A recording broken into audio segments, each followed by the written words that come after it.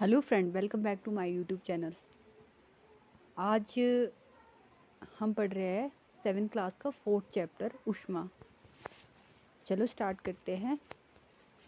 अध्याय 3 में आप पढ़ चुके हैं कि ऊनी वस्त्र जातव रेशों से बनाए जाते हैं। आप यह भी जानते हैं कि सूती वस्त्र पादप रेशों से बनाए जाते हैं।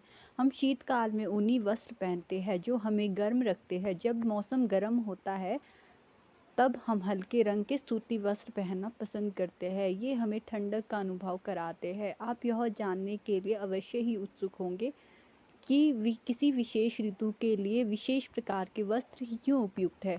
शीतकाल में आप घर के अंदर ठंड का अनुभव करते हैं। यदि आप बाहर धूप में आ जाए तो गर्मी का अनुभव करते हैं। शीतकाल में तो आप घर के अंदर भी गर्मी का अनुभव करते हैं। हम यह कैसे जान पाते हैं कि कोई वस्तु गर्म है अथवा ठंडी?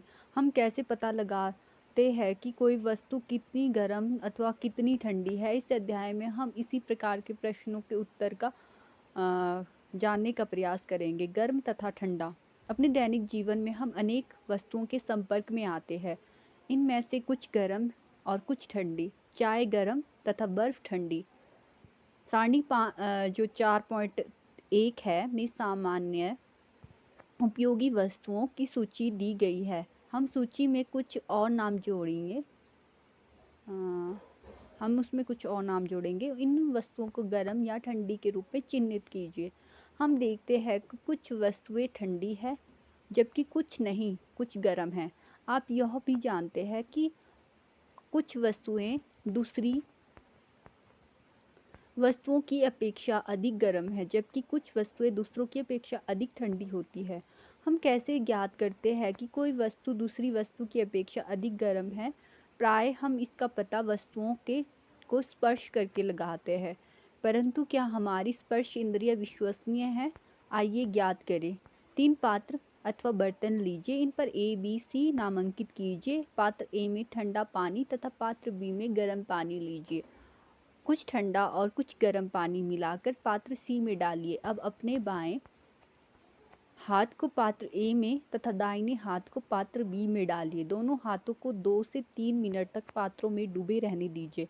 अब दोनों हाथों को एक साथ पात्र सी में डुबोइए। क्या जैसे आप सी में डुबोते हैं, क्या दोनों हाथों को एक जैसा अनुभव होता है? सुनिश्चित कीजिए कि पानी इतना गर्म ना हो कि आपका हाथ जल जाए। भुजो कहता है, मेरा बायां हाथ कहता है कि मग सी में पानी गर्म है तथा दाहिना हाथ उसी पानी को ठंडा बताता है। मैं क्या निष्कर्ष निकालूं? भुजो की उलझन यह दर्शाती है कि यह निश्चय करने के लिए कि कोई वस्तु गर्म है या ठंडी हम अपनी स्पर्श इंद्रिय पर विश्वास नहीं कर सकते। यह हमें कभी भी धोखा दे सकती है।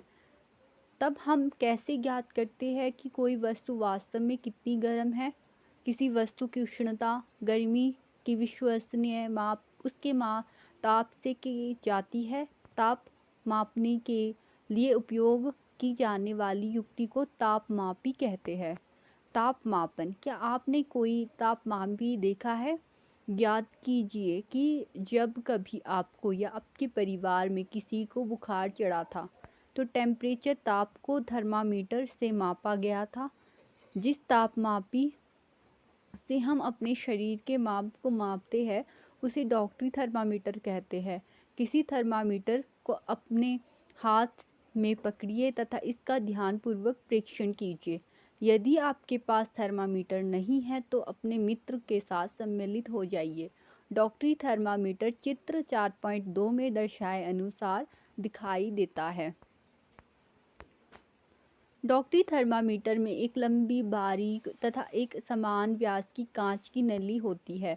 इसके एक सिरे पर एक बल्ब होता है। बल्ब में पारा भरा होता है। बल्ब के बाहर नली में पारे की एक पतली चमकीली धारी देखी जा सकती है। यदि पारे की यह धारी आपको दिखाई ना दे, थर्मामीटर को थोड़ा सा घुमाइए जब तक कि आपको इसमें धारी दिखाई ना देने लगे। थर्मामीटर पर आपको ताप मापने का एक मापक्रम स्केल भी दिखाई देगा। उपयोग के किए जाने वाला यह मापक्रम सेल्सियस स्केल है जिसे डिग्री सेल्सियस द्वारा दर्शाते हैं। भुजो दुविधा में है। कि चित्र 4.2 में दर्शाए दो मापक्रमों में से वह किसे पढ़े। पहेली ने उसे बताया कि भारत में हमने सेल्सियस स्केल को अपनाया है और हमें इसी स्केल का उपयोग करना चाहिए। दूसरा मापक्रम फ़ारेनहाइट स्केल, जिसका परिसर 94 टू 108 डिग्री तक है, मतलब 94 से 108 डिग्री तक। इसे पहले प्रयोग किया जाता था। डॉक्टरी थर्मामीटर से हम 35 डिग्री सेल्सियस से 42 डिग्री सेल्सियस तक के जो ताप है वही माप सकते हैं।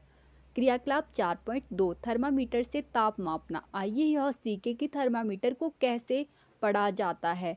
सबसे पहले इसके किन्हीं दो क्रमागत एक के बाद एक बड़े चिन्हों द्वारा निरूपित ताप के अंतर को नोट कीजिए। इन दोनों चिन्हों के बीच भागों की संख्या को नोट कीजिए। मान लीजिए दो बड़े चिन्हों के बीच 1 डिग्री का अंतर है तथा इन चिन्हों के बीच 5 भाग है। तब एक छोटे भाग का मान 1/5 डिग्री सेल्सियस मतलब 1/5 डिग्री सेल्सियस अर्थात 0.2 डिग्री सेल्सियस होगा। उपयोग करने से पहले थर्मामीटर को अच्छी प्रकार धो लीजिए। धोने के लिए किसी पूतिरोधी रोगाणुरोधक घोल का उपयोग करना सुरक्षित रहता है। अब इसे अपने हाथ में कसकर पकड़िए और कुछ झटके दीजिए। झटके देने से पारे का तल नीचे आ जाएगा।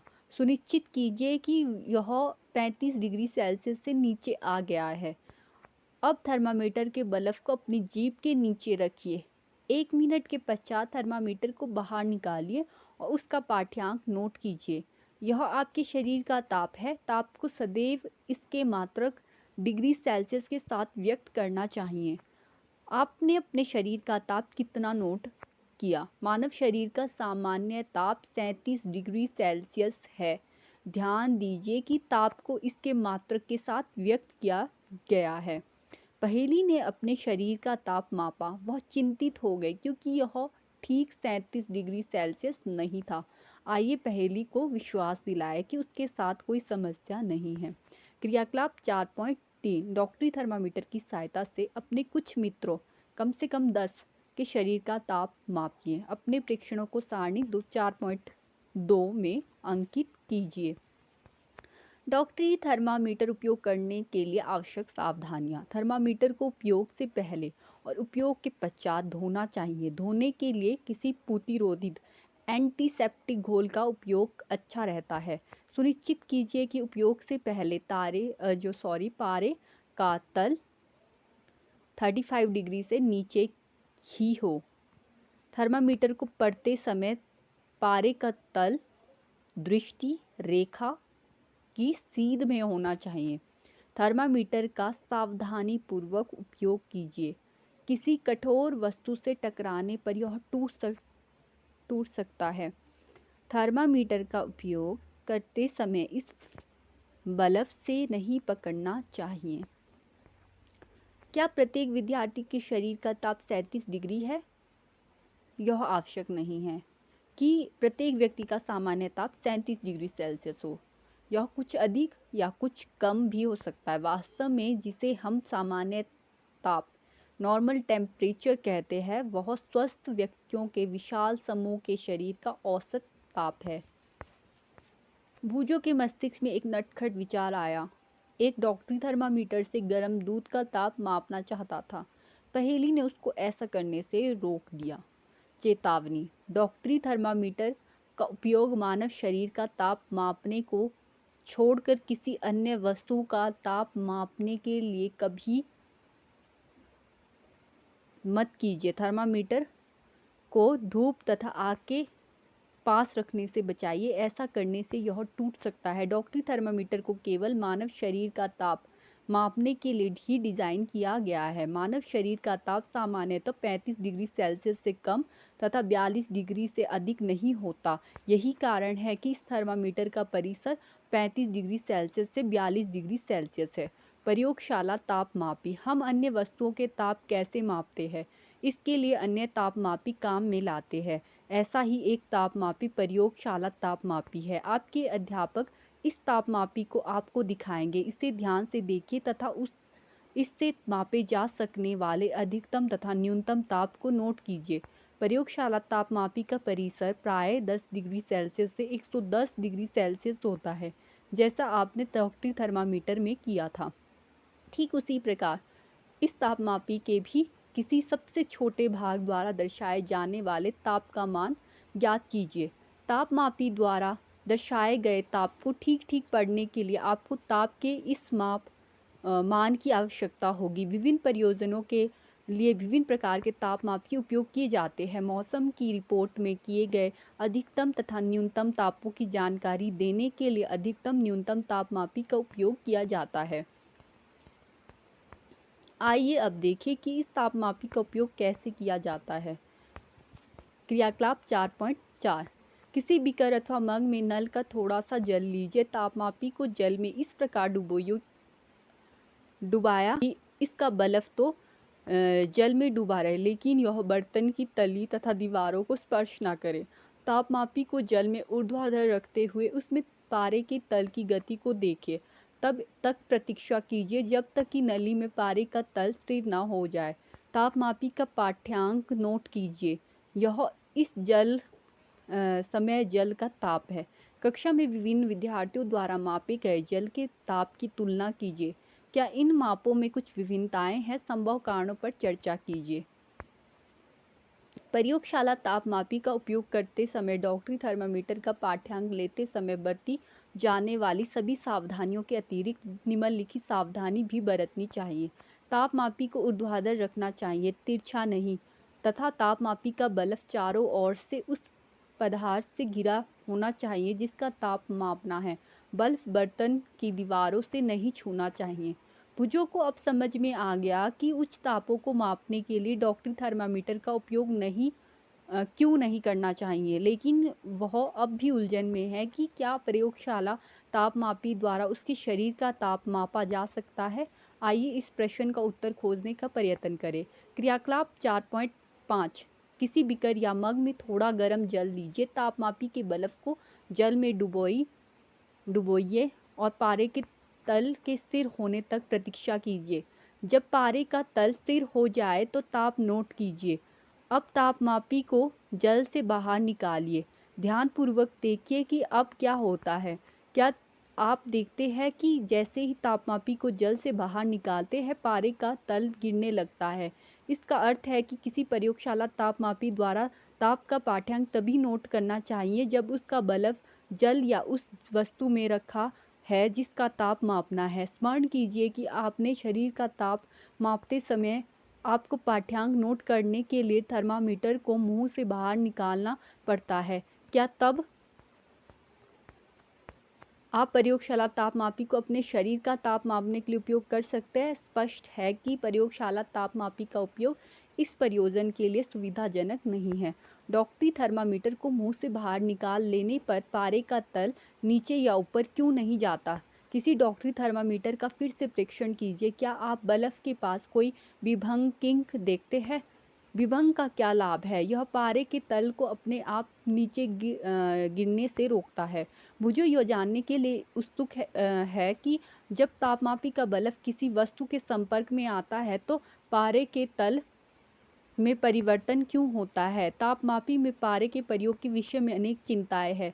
पारा एक विषाक्त पदार्थ है और यदि तापमापी टूट जाए तो इसका निपटान अत्यंत कठिन है। आजकल अंकीय तापमापी डिजिटल थर्मामीटर उपलब्ध है जिनमें पारे का उपयोग नहीं होता है। ऊष्मा का स्थानांतरण संभवतः आपने देखा होगा कि जब किसी बर्तन को ज्वाला पर रखते हैं तो वह तप्त हो जाता है। इसका कारण है कि ऊष्मा ज्वाला से बर्तन की ओर चली जाती है। जब बर्तन को ज्वाला से हटा लेते हैं तो वह धीरे धीरे ठंडा हो जाता है। यह ठंडा क्यों हो जाता है? ऊष्मा बर्तन से परिवेश की ओर स्थानांतरित हो जाती है। इस प्रकार आप समझ सकते हैं कि दोनों स्थितियों में ऊष्मा गर्म वस्तु से ठंडी वस्तु की ओर प्रभावित होती है। वास्तव में ऊष्मा सदैव गर्म वस्तु से अपेक्षाकृत ठंडी वस्तु की ओर प्रभावित होती है। पहेली जानना चाहती है क्या इसका यह अर्थ है कि यदि दो वस्तुओं का ताप समान हो तो ऊष्मा स्थानांतरित नहीं होगी? ऊष्मा किस प्रकार स्थानांतरित होती है? आइए इसकी खोज करें। क्रियाकलाप 4.6 एल्यूमीनियम या लोहे जैसी किसी धातु की एक छड़ अथवा चपटी पट्टी लीजिए। छड़ पर मोम के छोटे छोटे टुकड़े चिपकाइए। ये टुकड़े लगभग समान दूरियों पर होने चाहिए। छड़ के एक सिरे को एक प्रयोगशाला स्टैंड पर कसिए। यदि आपको स्टैंड ना मिले तो आप छड़ के एक सिरे को ईंटों के बीच में दबाकर रख सकते हैं। अब छड़ के दूसरे सिरे को गरम कीजिए और ध्यानपूर्वक देखिए मोम के टुकड़ों का क्या होता है। क्या ये टुकड़े गिरना आरंभ कर देते हैं? कौन सा टुकड़ा सबसे पहले गिरता है? क्या आप सोचते हैं कि ऊष्मा ज्वाला के सबसे निकट के सिरे से दूसरे सिरे की ओर स्थानांतरित होती है? वह प्रक्रम जिसमें ऊष्मा किसी वस्तु के गर्म सिरे से ठंडे सिरे की ओर स्थानांतरित होती है चालन कहलाता है। ठोसों में ऊष्मा प्राय चालन के प्रक्रम द्वारा स्थानांतरित होती है। क्या सभी पदार्थों में ऊष्मा का चालन आसानी से हो जाता है? आपने अवश्य देखा होगा कि खाना पकाने के लिए उपयोग किए जाने वाले धातु के बर्तन में प्लास्टिक या लकड़ी की हत्ती लगी होती है। क्या आप किसी तप्त बर्तन को हत्ती से पकड़कर बिना हाथ चलाए उठा सकते हैं? क्रियाकलाप 4.7 किसी छोटे बर्तन या बीकर में गर्म पानी लीजिए। कुछ वस्तुएं जैसे इस्पात, स्टील की चम्मच, प्लास्टिक का स्केल, पेंसिल और विभाजनी डिवाइडर एकत्र कीजिए। इन सभी वस्तुओं के एक सिरे को गर्म पानी में डुबोइए। कुछ देर प्रतीक्षा करने के पश्चात दूसरे सिरे को छू कर देखिए। अपने प्रेक्षणों को सारणी 4.3 में लिखिए। जो पदार्थ अपने से होकर ऊष्मा को आसानी से जाने देते हैं उन्हें ऊष्मा का चालक कहते हैं। इनके उदाहरण हैं एल्यूमीनियम, आयरन, लोहा तथा कॉपर। जो पदार्थ अपने से होकर ऊष्मा को आसानी से नहीं जाने देते हैं उन्हें ऊष्मा का कुचालक कहते हैं। जैसे प्लास्टिक तथा लकड़ी कुचालकों को ऊष्मारोधी भी कहते हैं। जल तथा वायु ऊष्मा के कुचालक है। तब इन पदार्थों में ऊष्मा स्थानांतरण कैसे होती है, आइए पता लगाइए। क्रियाकलाप 4.8 गोल पेंदे का फ्लास्क लीजिए। यदि फ्लास्क उपलब्ध ना हो तो बीकर लिया जा सकता है। इसे जल से 2/3 भरिए। इसको किसी तिपाही पर रखिए तथा फ्लास्क को रखने का कोई ऐसा प्रबंध कीजिए जिससे कि आप इसके नीचे एक मोमबत्ती रखकर इसे गर्म कर सके। फ्लास्क में जल के स्थिर होने की प्रतीक्षा कीजिए। एक स्ट्रॉ की सहायता से फ्लास्क के पेंदे पर पोटेशियम परमैंगनेट का एक क्रिस्टल धीरे से रखिए। अब क्रिस्टल के ठीक नीचे मोमबत्ती जलाकर जल को गर्म कीजिए। अपने प्रेक्षणों को नोटबुक में लिखिए तथा जो कुछ आप देख रहे हैं उसका चित्र भी बनाइए। अब जल को गर्म करते हैं तो ज्वाला के पास का जल गर्म हो जाता है। गर्म जल ऊपर उठता है। इस गर्म जल के आसपास का ठंडा जल उसका स्थान लेने के लिए आ जाता है। फिर यह जल भी गर्म होकर ऊपर उठता है तथा आसपास से जल फिर इसके स्थान पर आ जाता है। यह प्रक्रिया तब तक चलती है जब तक कि सारा जल गर्म ना हो जाए। ऊष्मा स्थानांतरण की इस विधि को संवहन कहते हैं। वायु में ऊष्मा का स्थानांतरण किस प्रकार होता है? धुआं किस दिशा में जाता है? ऊष्मा स्रोत के पास की वायु गर्म होकर ऊपर उठती जाती है। इस प्रकार यह वायु भी गर्म हो जाती है और यह प्रक्रिया चलती रहती है। क्रियाकलाप 4.9 द्वारा आप इस विचार की पुष्टि कर सकते हैं। क्रियाकलाप 4.9 एक मोमबत्ती जलाइए। अपने एक हाथ को ज्वाला के ऊपर दूसरे हाथ को ज्वाला के पार्श्व में रखिए। क्या आपके दोनों हाथ समान गर्मी का अनुभव करते हैं? यदि नहीं तो कौन सा हाथ अधिक गर्म अनुभव करता है? ऐसा क्यों होता है? सावधान अपने हाथों को ज्वाला से सुरक्षित दूरी पर रखिए जिससे कि वह जले नहीं। ध्यान दीजिए ऊपर की ओर की वायु संवहन द्वारा गर्म होती है इसलिए ज्वाला से ऊपर का हाथ गर्मी का अनुभव करता है। तथापि पार्श्व की वायु संवहन द्वारा गर्म नहीं हो पाती इसीलिए यह वायु लौ के ऊपर की वायु जैसी गर्म नहीं लगती। तटीय क्षेत्रों में रहने वाले लोग एक मनोरंजक परिघटना का अनुभव करते हैं। दिन के समय धरती या थल जल की अपेक्षा शीघ्र गर्म हो जाता है। स्थल के ऊपर की वायु गर्म होकर ऊपर उठती है। इसका स्थान लेने के लिए समुद्र की ओर से ठंडी वायु स्थल की ओर बहती है। चक्र को पूरा करने के लिए स्थल की ओर से गर्म वायु समुद्र की ओर बह जाती है। समुद्र की ओर से आने वाली वायु को समुद्र समीर कहते हैं। समुद्र समीर की ठंडी वायु का लाभ उठाने के लिए तटीय क्षेत्रों के भवनों में खिड़कियां समुद्र की ओर बनाई जाती है।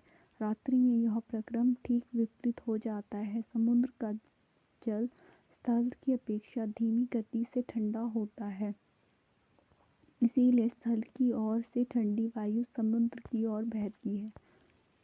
यह थल समीर कहलाती है। इस परिघटना को दर्शाता है जो चित्र 4.11 है।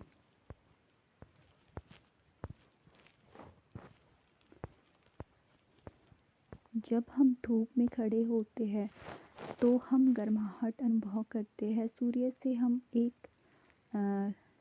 से हम तक ऊष्मा कैसे पहुंचती है?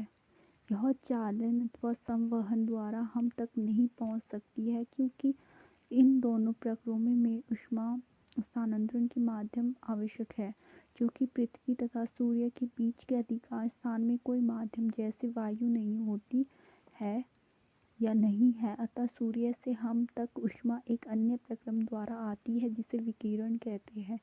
विकिरण द्वारा ऊष्मा के स्थानांतरण में किसी माध्यम जैसे वायु अथवा जल की आवश्यकता नहीं होती है।